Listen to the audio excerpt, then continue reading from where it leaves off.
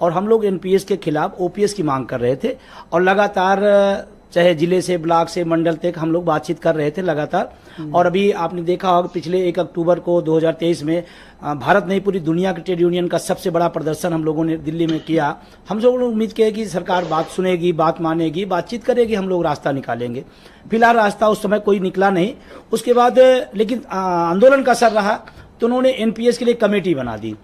Committee OPS के लिए नहीं बनी थी, एनपीएस के लिए बनी थी। हम उस पर भी असहमत थे। एनपीएस को मॉडिफाई करें। हाँ, एनपीएस। चलो ठीक है।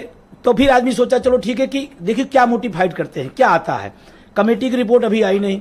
कमेटी के लिए जो लोग पीड़ित थे उनसे कोई चर्चा पर चर्चा की नहीं गई। कमेटी की रिपोर्ट नहीं आई अभी, कोई रिपोर्ट नहीं आई। कमेटी की रिपोर्ट नहीं आई, न रिपोर्ट हम लोग के सामने आई उसमें अच्छा क्या किया, बुरा क्या किया। और उसके पहले यूपीएस आ गया, मतलब कमेटी की रिपोर्ट। और कमेटी के जो चेयरमैन हैं, जो पूर्व वित्त सचिव कह लीजिए, आप कैबिनेट हो गए। शायद उस कमेटी का इनाम हमको मिलने के बजाय उनको मिल गया, वो कैबिनेट सचिव हो गए।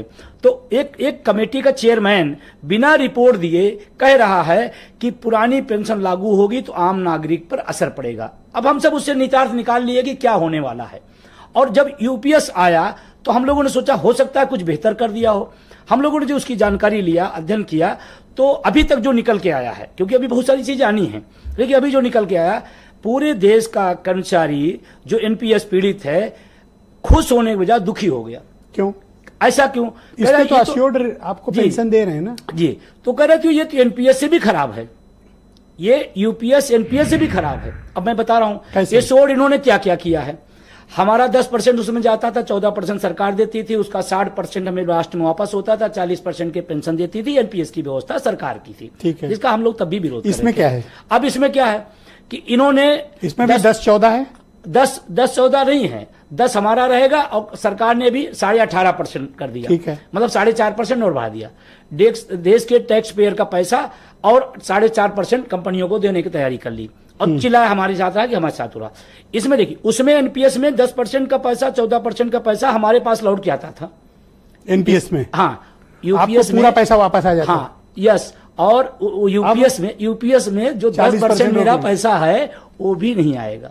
सरकार अपना भी पैसा रख लेगी और हमारा जो पैसा है वो भी रख लेगी। और एक उसमें लालीपाप दे दिया कि ये सोड हम देंगे। ये सोड क्या दे रहे हैं, इसको समझने वाली बात है, क्योंकि बहुत सारे लोग देश भर के देख रहे हैं। इसको समझने कि ये सोड क्या कर रहे हैं, कह रहे हैं कि आपको हम साल भर की सैलरी का औसत बेसिक निकालेंगे। अब ये देखिए बहुत टेक्निकल चीजें हैं। अब हो सकता है जनवरी में किसी का वेतन 50,000 हो, लेकिन दिसंबर में, क्योंकि साल में 2 डीए लगता है, हो सकता है वेतन आयोग आ जाए, तो लास्ट में उसका दिसंबर में हो सकता है 70,000 हो जाए। तो अब 50 और 70 के बीच का कभी 55 होगा, कभी 60 होगा, फिर उसका दोनों औसत। पुरानी में क्या था, लास्ट वेतन का बेसिक का 50%। अब औसत जब निकालेंगे तो 50 तो निश्चित रूप से कम होगा। और 10% हमारा मार भी लिया उन्होंने, मतलब उसी के नाम पे 10% हमारा जब्त कर लिया और उधर औसत निकाल के हमको दे दिए। तो इसलिए कहा जा रहा ये है। दूसरा इसमें आया, ये जो आपका 40% फंड रोकेंगे जी, इसी का औसत ब्याज 8% मान ले, वही तो आपको पेंशन में आएगा। नहीं, हम एनपीएस की बात करें, उसमें था। मैं यूपीएस में जो पैसा मेरा जमा होगा, जो सरकार का जमा होगा, वो सब सरकार का हो गया। मुझसे इंश्योर्ड के नाम पर वो भी छीन लिया गया। अच्छा, आपको कब वापिस होगा? मतलब वापस ही नहीं होगा। मतलब मैं कहना नहीं चाहता, बट मान लीजिए कि एम्प्लॉय की मृत्यु हो जाती है तो उसकी फैमिली को कुछ पेंशन मिलेगी, लेकिन वो फंड कब मिलेगा वापिस? फंड नहीं है, फंड इसमें खत्म सर। अब फंड में बता रहा हूँ क्या, जीरो। अब मैं बता रहा हूँ फंड, अब मैं बता रहा हूँ सर, ये बहुत महत्वपूर्ण चीज है। ये तो नहीं होना चाहिए। ये देखिए, अब उसमें इन्होंने क्या कर दिया, इन्होंने कहा कि नहीं, वो बाद में आप जब रिटायर होंगे तो 6 महीने की सैलरी मैं आपको उठा के दे दूंगा। अब मीडिया में आ गया, दे देंगे हम एक मुफ्त देंगे। अब मीडिया में आ गया, लोग वाह वाह बहुत अच्छा सरकार ने निर्णय ले लिया।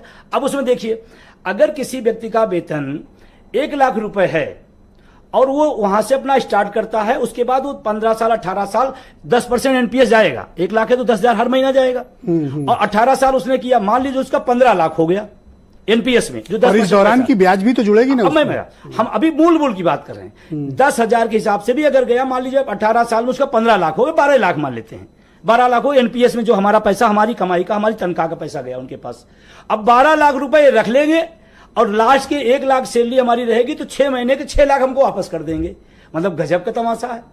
मतलब 12 लाख जब्त करेंगे, 6 लाख दे देंगे। उसमें भी कह रहे हैं आप लोग ताली बजाइए, आप लोग खुशियां मनाइए, आप लोग माला पहनाइए हमको, आपको मैं सर बताना चाहता हूं, इतनी बड़ी योजना अगर आती है जिसको ऐतिहासिक एनएमओपीएस की राष्ट्रीय कार्यकारिणी की बैठक हुई, जिसमें तमाम राज्यों के अध्यक्ष और महामंत्री शामिल हुए और तमाम महत्वपूर्ण विषयों पर चर्चा हुई, संगठन की मजबूती पर चर्चा हुई और उसके बाद आगामी कार्यक्रमों पर चर्चा हुई।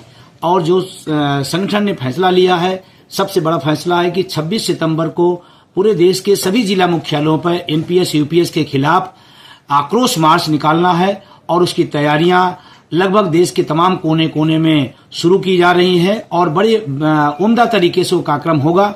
दूसरा जो एक तय किया गया कि 15 दिसंबर को एनएमओपीएस का एक राष्ट्रीय अधिवेशन किया जाएगा और ये अपने आप में बड़ा यूनिक प्रोग्राम होगा, क्योंकि देश के प्रत्येक राज्य से उसमें प्रतिनिधि शामिल होंगे और इससे जो एनएमओपीएस की ताकत है, एनएमओपीएस का जो संघर्ष है, एनएमओपीएस उपलब्धियां हैं, उस राष्ट्रीय अधिवेशन के माध्यम से पूरे देश के सामने, सरकार के सामने जाएगी। और आने वाले उसी राष्ट्रीय अधिवेशन में आने वाले साल में किस तरह से व्यापक आंदोलन, किस तरह से बृहद आंदोलन करके एनपीएस और यूपीएस के खिलाफ पुरानी पेंशन बहाली के समर्थन में कैसे रणनीति बनेगी, उसी अधिवेशन में हम लोग आगे तय करेंगे। और आने वाले समय में जिस तरह का, और मुझे इस बात की बताते हुए खुशी हो रही है कि राष्ट्रीय टीम ने तमाम सारे साथियों को नई टीम में शामिल किया है, मैं उन्हें बधाई देता हूं। और उसके बाद इस बात के लिए मैं आग्रह करता हूं कि आपके जो एनएमओपीएस के संघर्ष हैं, उस संघर्षों की बदौलत 4 राज्यों में पेंशन बहाल हुई है। आज इस सबसे बड़ा जो मुद्दा पुरानी पेंशन का बना हुआ है, ये कोई मामूली मामला नहीं है और कम संघर्षों की बदौलत ये नहीं आया है, बहुत संघर्ष किया गया है। अभी कल प्रधानमंत्री जी ने हरियाणा में एक सभा में बोला एनपीएस बहुत अच्छी है, 20 साल आपने बताते रहे, फिर जब अच्छी थी तो आपने यूपीएस क्यों ला दिया। अब यूपीएस की आप तारीफ कर रहे हैं, जबकि देश का कर्मचारी मांग रहा है कि हमें ओपीएस चाहिए। माननीय प्रधानमंत्री जी, आपके जो सूचना तंत्र या तो सूचनाएं सही नहीं दे रही है या सूचना के बाद भी झूठ बोला जा रहा है। एक भी कर्मचारी संतुष्ट नहीं है एनपीएस यूपीएस से और उसका नतीजा यही है कि आज महाराष्ट्र के अंदर शिरडी में वितेश खांडेकर के नेतृत्व में बहुत ही शानदार कार्यक्रम हुआ है और लगातार पूरे देश में किसी न किसी माध्यम से कार्यक्रम चल रहा है। आने वाले समय में हम और मजबूती से इस कार्यक्रम को बढ़ाएंगे और चुनाव जहां जहां है, हमारे राष्ट्रीय कार्यकारिणी का फैसला है कि हम वोट फॉर ओपीएस का अभियान चलाएंगे। और उन राज्यों से मैं कहना चाहता हूं, आप अपने हकों के लिए आप निश्चित रूप से वोट फॉर ओपीएस को ताकत दीजिए, जैसे आपका हक मिले। और तमाम सारी फैसले और हुए हैं, लेकिन आगामी कार्यक्रम में 2 बड़े कार्यक्रम तय किए हुए हैं। उसके बाद राष्ट्रीय अधिवेशन में हम नए साल के कार्यक्रम तय करेंगे। और मैं साथियों से अपील करना चाहता हूं, इस लड़ाई में पद, गुट, विभाग और पदों की सीमाओं से ऊपर उठ करके एनएमओपीएस के कार्यक्रम में सहयोग करें और ज्यादा लोग उसमें भागीदारी निभाएं, जिससे हम लड़ाई को जीत सके। राष्ट्रीय अध्यक्ष एनएमओपीएस, आज हमारी राष्ट्रीय कार्यकारिणी की बैठक हुई।